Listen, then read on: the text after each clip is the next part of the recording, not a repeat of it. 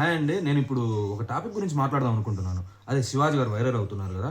దీని మీద నాగబాబు గారు, అనసూయ గారు ఎంతోమంది కామెంట్ చేశారు. మహిళా మండలి వాళ్ళు గూడా అతని మీద చార్జ్ షీట్ వేశారు. కానీ నేను చెప్పదలుచుకున్న టాపిక్ నేనేం వైరల్ కావాలనుకోవట్లేదు. కానీ నేను చెప్పేదేంటంటే మొన్న జస్ట్ రీసెంట్‌గా పోయిన ఆదివారం ఏఎంబీ మాల్‌కి వెళ్ళాం.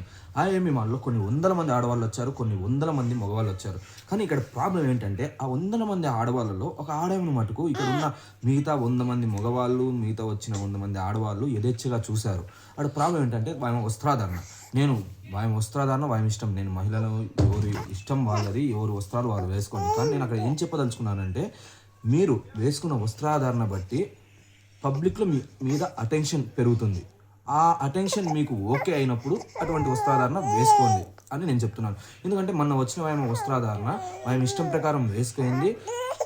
అంత చిన్నగా డ్రెస్ వేసుకున్నా ఆమె ఇష్టం ఆమెది, నేను కాదనలేదు. కానీ అక్కడ ఉన్న వాళ్ళంతా ఆమెను యథేచ్ఛగా అటెన్షన్ పొందారు. అందరూ ఆమెకెళ్ళి చూశారు. పక్కన వాళ్ళు ఏమనుకున్నా మనకు సంబంధం లేదు. ఒక్కొక్కరు ఒక విధంగా అనుకున్నారు. కానీ నేను చెప్పేది ఏంటంటే, మీకు మీ ఇష్టమైన వస్త్రాలను వేసుకోవాలనుకున్నప్పుడు, ఆ వస్త్రాన్ని వేసుకున్నప్పుడు పబ్లిక్‌లో నలుగురు మీకెళ్ళి చూస్తారు. అది మటుకు గ్యారంటీ. ఇక్కడ ఎవరు ఋషులు మునులు లేరు. గ్యారంటీ ప్రతి ఒక్కరు మీకెళ్ళి చూస్తారు. అలా చూసినా మీకు ఇబ్బంది లేదన్నప్పుడు మీ ఇష్టమైన వస్త్రాలు మీరు వేసుకోండి.